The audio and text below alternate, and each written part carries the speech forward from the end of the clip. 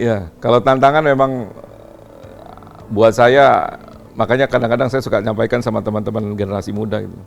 Kalau suka nyari kerja kan, saya mencari tantangan, nggak usah dicari, tantangan pasti datang sendiri. Dan this is Pak, this is happen gitu. Jadi ya tantangannya datang Pak. Jadi dari urusan komoditi pangan tiba-tiba sekarang komoditi air gitu. Jadi ya kita harus tweak Pak. Background saya bukan teknik Pak, background saya sekolah di bisnis, sekolah di hukum gitu. Ya, tapi saya pikir helikopter view-nya sama setiap perusahaan Pak. Jadi yang kita harus saat ini hadapi adalah secara corporate view, sehingga kemudian perusahaan ini memang akan bisa berjalan di track-nya dan kemudian mencapai goal-nya. Memang investasi waktu sih yang saya memang harus lakukan. Jadi minggu pertama buku saya sikat semua Pak. Gitu. Jadi dari mulai aturan, kemudian bisnisnya Pamjaya saat ini, langkah-langkah yang sudah kemudian terjadi, baru kemudian saya bikin SWOT analisis yang harus saya kemudian urai gitu ya, dan kemudian jadilah action plan yang memang sudah saya tuangkan di kertas. Dan kemarin ini saya melakukan town hall meeting di 2 bulan pertama, saya melakukan town hall meeting bahwasanya saya sampaikan kepada karyawan dari Pamjaya gitu ya, kita menyatakan Pamjaya dengan tagline Reborn. Karena tahun ini persis 100 tahun usia Pamjaya. 100 tahun, jadi 1922 Mas. Saya sampai ke gedung gudang air di Pasar Induk Pak, di Pasar Bos itu. Dan it's happen Pak. Jadi makanya saya bilang reborn, bahasa reborn ini adalah menyatakan pertama Pamjaya mengambil alih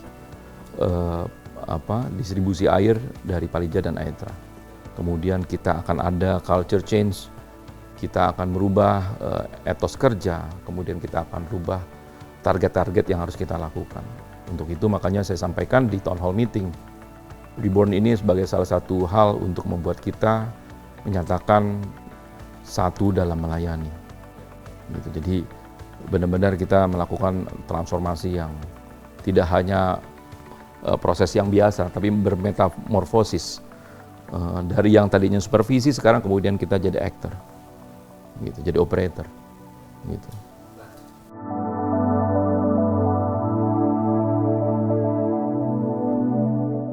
Iya, jadi kalau benang merahnya saya agak-agak ini Mas.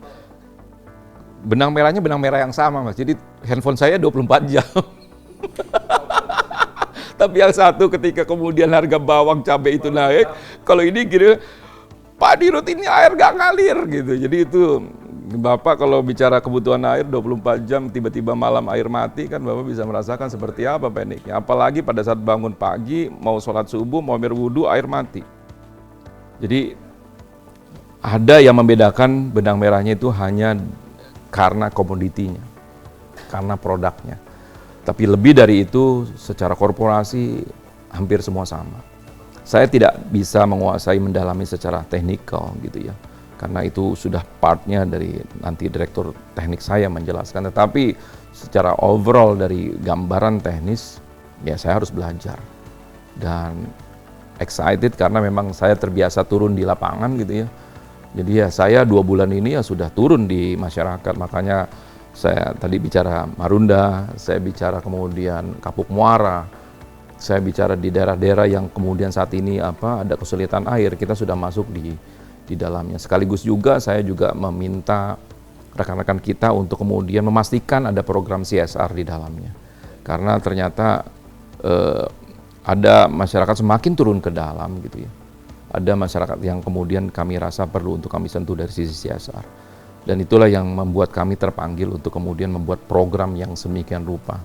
So, tagline kami saat ini adalah Pamjaya Reborn, satu dalam melayani. Betul Mas, tadi aja saya sudah keserempet tuh, Pasar Jaya tuh, iya kan? Jadi memang 6 years saya di sana, just 1 hour saya ada di sini.